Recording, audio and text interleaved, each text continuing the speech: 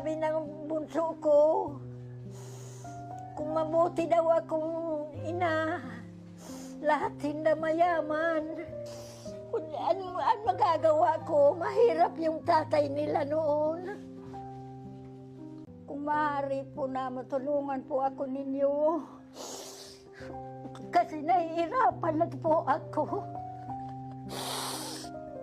Kaya ito, tinatagal ko na lang itong mga nararamdaman kong ito. Sabi ng isa kong anak, saka hingin mo na lang sa Diyos na kunin ka na.